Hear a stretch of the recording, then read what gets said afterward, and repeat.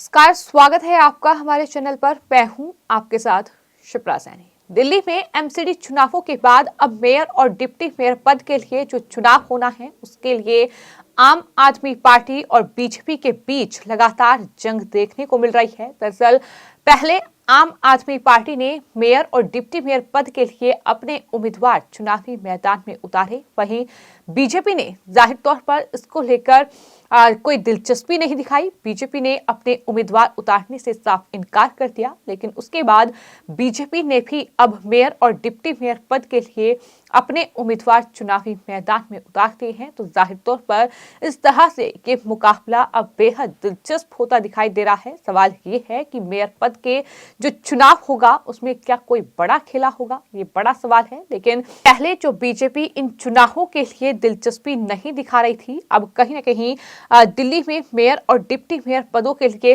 होने वाले चुनाव में आम आदमी पार्टी को टक्कर देने के लिए गंभीरता से बीजेपी ने पहल शुरू कर दी है और बीजेपी नेताओं का ये दावा है कि उनका ही मेयर बनेगा। उन्होंने कहा है कि ना जीतने का तो सवाल ही नहीं है, यानी आम आदमी पार्टी को कड़ी टक्कर बीजेपी की ओर से दी जाएगी।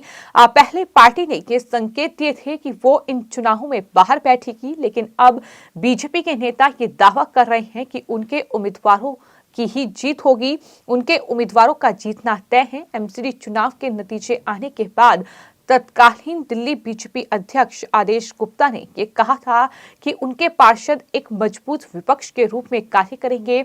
6 जनवरी को होने वाले महापौर यानी मेयर और साथ ही डिप्टी मेयर चुनाव वो नहीं लड़ेंगे, ये पहले उनकी तरफ से कहा गया था। लेकिन उसके बाद अब बीजेपी ने अपने उम्मीदवार जो हैं वो चुनावी मैदान में उतार दिए हैं। इस बीच बीजेपी से सवाल ये भी पूछा गया कि आखिर उन्होंने मन क्यों बदला, क्योंकि पहले वो उम्मीदवार नहीं उतार रहे थे और उसके बाद अब मेयर और डिप्टी मेयर के लिए जो 6 जनवरी को चुनाव होना है, उम्मीदवारों की घोषणा बीजेपी की ओर से कर दी गई है। तो ऐसे में बीजेपी के कार्यकारी अध्यक्ष जो हैं वीरेंद्र सचदेवा, उनकी तरफ से ये कहा गया कि हमने कभी आधिकारिक तौर पर ये नहीं कहा कि हम चुनाव नहीं लड़ेंगे। हमने हमेशा कहा कि समय आने पर हम आपको बताएंगे और हमने किया। सचदेवा ने यह भी कहा कि चुनाव कभी भी एक तरफा नहीं होते, एक पद के लिए हमेशा 2 लोग लड़ते रहते हैं और इसलिए हमने अपने सर्वश्रेष्ठ उम्मीदवारों को नामांकित किया है, जो अनुभवी है, शिक्षित है। उन्होंने कहा कि परिणाम चाहे जो भी हो हम लड़ेंगे और अपना सर्वश्रेष्ठ देंगे। ये बड़ी बात उनकी तरफ से कही गई है। तो कुल मिलाकर दिल्ली में जो एमसीडी के बाद अब मेयर और डिप्टी मेयर पद के लिए चुनाव होना है, जाहिर तौर पर वो अब दिलचस्प होता दिखाई दे रहा है, क्योंकि पहले जो आम आदमी पार्टी ने मेयर और डिप्टी मेयर पद के लिए उम्मीदवार उतारे थे, जाहिर तौर पर उसका मुकाबला बीजेपी के किसी भी उम्मीदवार से नहीं था। लेकिन उसके बाद अब बीजेपी ने अपने उम्मीदवार चुनावी मैदान में उतार दिए हैं और जाहिर तौर पर इस चुनाव को काफी दिलचस्प अब बना दिया है। लेकिन सवाल तो यही है कि जहां आम आदमी पार्टी को ये उम्मीद है कि उनकी जीत होगी, चूंकि पार्षदों की संख्या उनके पास ज्यादा है, लेकिन कोई भी बड़ा खेला इस चुनाव में हो सकता है और बीजेपी लगातार ये दावा कर रही है कि उनके ही उम्मीदवार जीतेंगे, यानी दिल्ली एमसीडी में उनका ही मेयर और डिप्टी मेयर बनेगा। आपको बता दें, इससे पहले आदेश गुप्ता की ओर से ये कहा गया था कि दरअसल वो कोई भी कैंडिडेट चुनावी मैदान में नहीं उतारेंगे, लेकिन इस बार बीजेपी नेताओं का अब ये कहना है कि आदेश गुप्ता पक्ष से बाहर थे, इसलिए जब उन्होंने कहा कि उन्होंने जो किया वो पार्टी के लिए नहीं बोल रहे हैं। उन्होंने कहा कि यहां तक कि जब बीजेपी विधायक रामवीर सिंह भितोड़ी ने मीडिया से बातचीत करते हुए ये कहा कि बीजेपी चुनाव नहीं लड़ेगी, तब भी उन्होंने कहा कि ये बयान जो है वो ऑफिशियल नहीं है, ये बयान आधिकारिक नहीं है।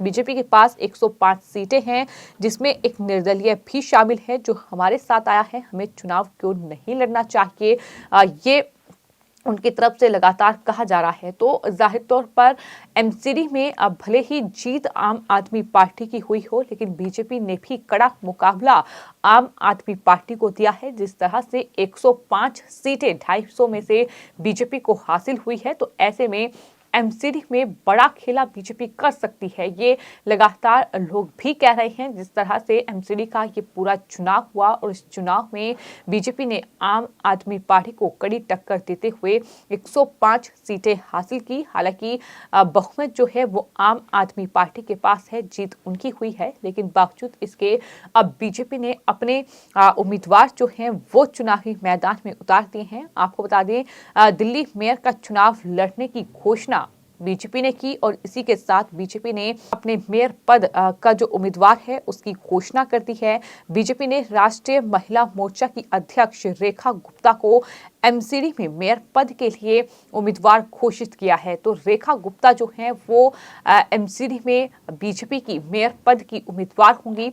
वहीं आपको बता दें, डिप्टी मेयर पद के लिए बीजेपी ने रामनगर वार्ड से पार्षद चुने गए कमल बगड़ी को नॉमिनेट किया है, उन्हें नामित किया है। वहीं एमडीएमसी के पूर्व जो मेयर और द्वारका से पार्षद चुने गए कमलजीत शेरावत, इसके अलावा बीजेपी में शामिल हुए मुंडका वार्ड से निर्दलीय उम्मीदवार गजेंद्र दराल और झिलमिल वार्ड के पंकज लूथरा को बीजेपी ने स्थायी समिति के सदस्यों के लिए उम्मीदवार घोषित किया है। तो आपको ये बता दें कि दिल्ली में मेयर पद के लिए 6 जनवरी को चुनाव होगा और बीजेपी के सदस्यों ने नामांकन दाखिल कर दिया है। तो इस तरह से लगातार ये चुनावी घमासान जो है वो राजधानी दिल्ली में अब देखने को मिल रहा है। सबकी निगाहें इस पर टिकी हुई है कि आखिर मेयर और डिप्टी मेयर का पद किसे मिलेगा, क्योंकि फिलहाल जो मुकाबला है वो काफी दिलचस्प होता दिखाई दे रहा है, क्योंकि आम आदमी पार्टी ने पहले ही अपने उम्मीदवारों का ऐलान कर दिया है और उसके बाद अब बीजेपी ने भी मेयर और डिप्टी मेयर पद के लिए अपने उम्मीदवार उतार दिए हैं। इसी के साथ साथ बीजेपी नेताओं ने ये दावा किया है